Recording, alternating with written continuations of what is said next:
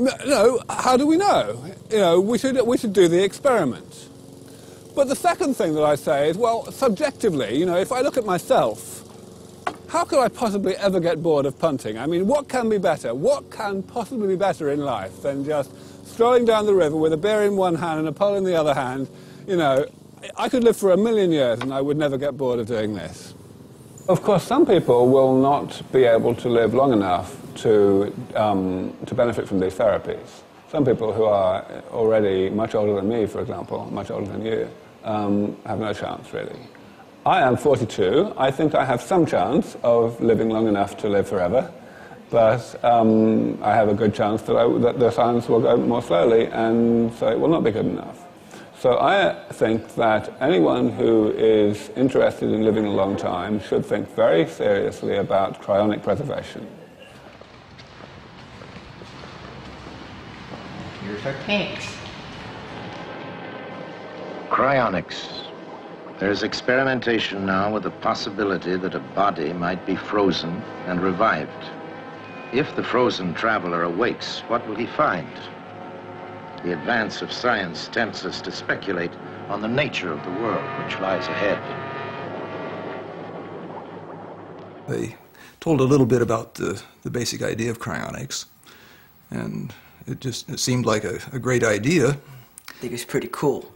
Like, you die and you come back and you can see whatever happened in the future.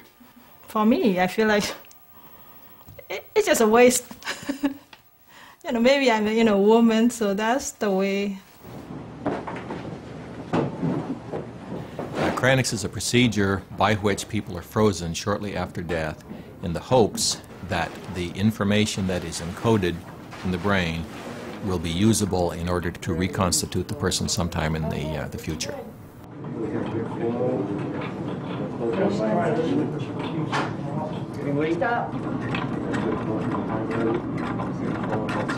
Some people currently only have their heads suspended. It's a cheaper process.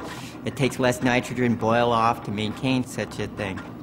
But there could be some arguments that they're losing some part of what they are.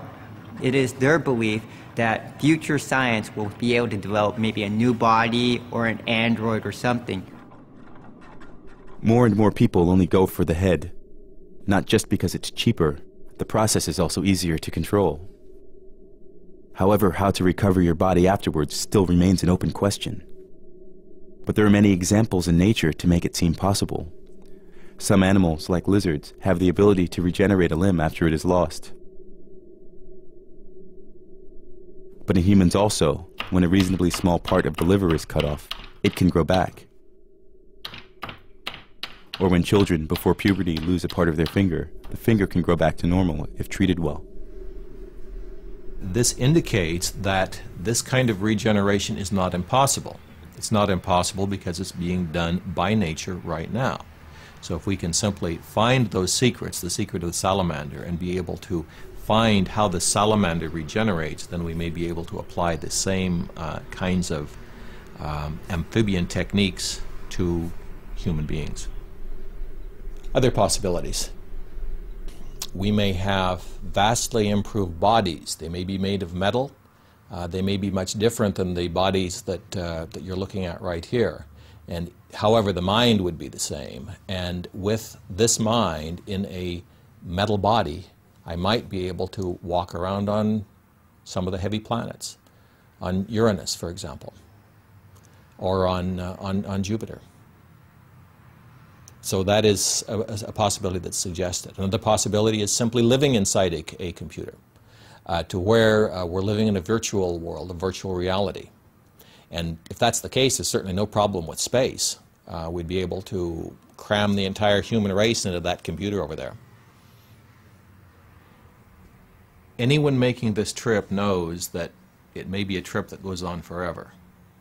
Anyone making this trip knows that it may be the fact that every single person in suspension, including this dear lady, may never be revived. It's a crapshoot, but we're the only game in town. Ready? Yeah. Go fine. Go fine.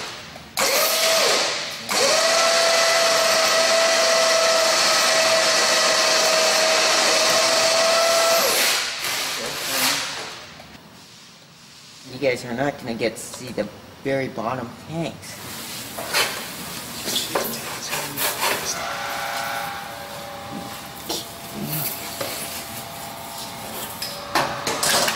Yeah, it's the biological.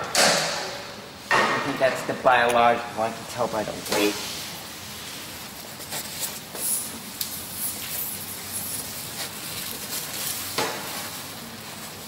Yeah. Sorry. Not there.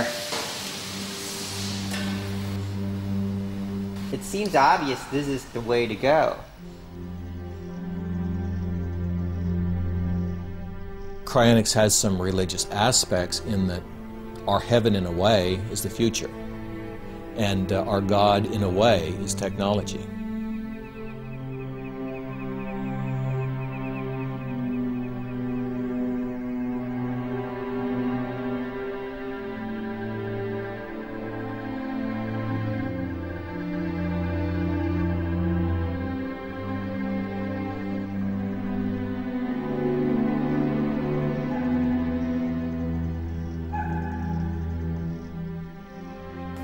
One of our associates suggests a program where you send a bunch of volunteers into the rainforest.